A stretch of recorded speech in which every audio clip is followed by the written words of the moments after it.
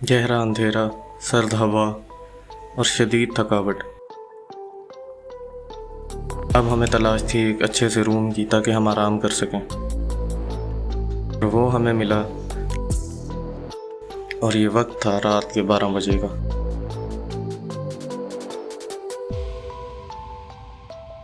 तो चलें आपको रूम की वाइब चेक करवाते हैं।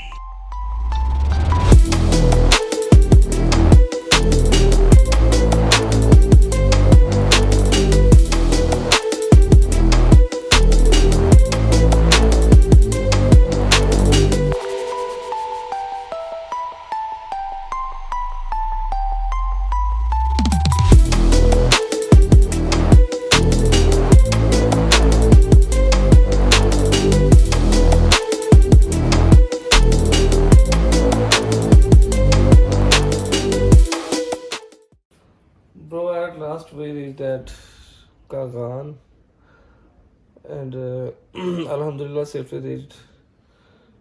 But ओवर एक्टिंग करता है साला, ओवर एक्टिंग की औलाद। अब तेरे को बराबर होता नहीं क्या बोलने को? चले एक काम कर, 200 रुपए दे और 50 रुपए काट ओवर एक्टिंग के वजह। Sulaiman,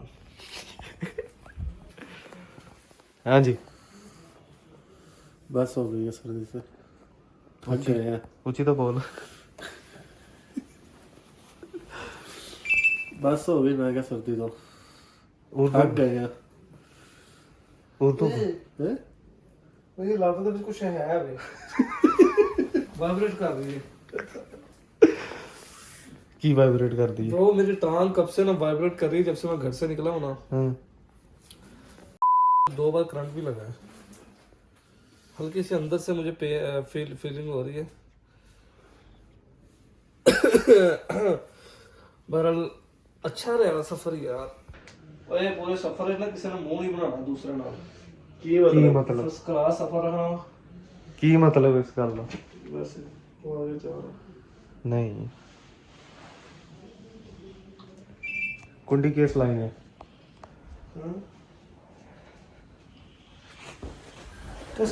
तो कुंडी लाइन है ब्रो, ओने ला ले। की देख रहे हैं? यही म्यूजिक लाना यही। Bro I love you. मेरा सफर है यार बहुत मुश्किल से। बहुत मुश्किल से 8 घंटे पहुंचे कागान। हाँ हाँ, हुण अगर ना रुक देना। बस हो मेरी अपनी बस हो गई सी यार। आप खुद ही बस हुई तो रुकी ही पौंक दोबारा।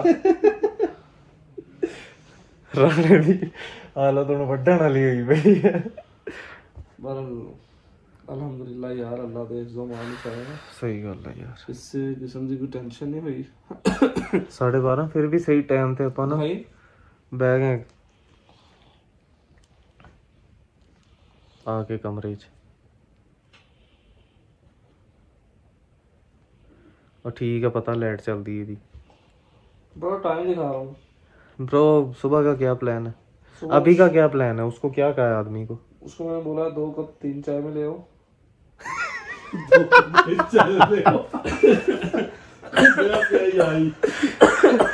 दोबारा बताएं।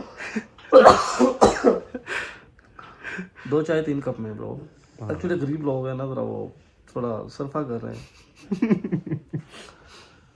सरफा नहीं दी गल भौंक। दाल नाल तुझे रोटी खवाई थी असल ਅਸੀਂ ਖਵਾਈ ਸੀ, ਤੂੰ ਮੰਗਾਈ ਸੀ। बात इस तरह है कि यहाँ पे ना नॉर्दर्न एरिया का टेस्ट नहीं है। और सही इसके पैसे चार हो चाहे जनाब, चाह दिए पैसे पैसे पहले देंगे यार। साज ये जरा करो ना यार जी, सवेरे कर सकते ना यार। हुण है खुले तेरे को 150? तेन भाई यार। हाँ, क्यों? 3 है? एक कितनी है 150 यार? 2 कहा था। 2 का था। और कोई मसला नहीं 100 चाह दिए दे उसे। कोई चार 100 दे। कोई चार उस्ताद तुम्हारा अल्लाह खुश रखे। कुछ मसला नहीं गाल सुन ये गाल सुन। सवेरे क्या हो सी नाश्ते नाश्ते पे अंडो सी छोलो सी दाल माश हो सी मेरे ऑमलेट कितने देने पे हो? जी कितने देने ऑमलेट? ऑमलेट 60 रुपए, ते पराठा पराठा 50 रुपए। 3 पराठे करना हाँ थोड़ी जी करके ना एक लाड़ी ने ऑमलेट ठीक है, हरी मिर्च पा के। कितने बजे सवेरे दरवाजा खटकासी ने? कितने बजे हम आ गए? 9 बजे। नहीं 8 बजे। उठे नहीं 8 बजे 8 बजे। हाँ 8 बजे आ जाओगे ठीक है। बाकी हम ना वाले ने सारा अले वाले बस ठीक है। खड़े रहना मोटरसाइकिल खले रन देखो मस्त है। कब सवेरे? 700 बने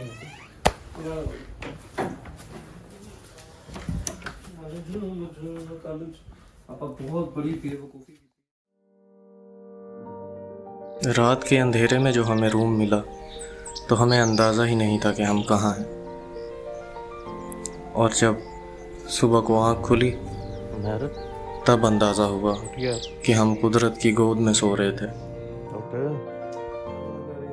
यार उठ जाए यार।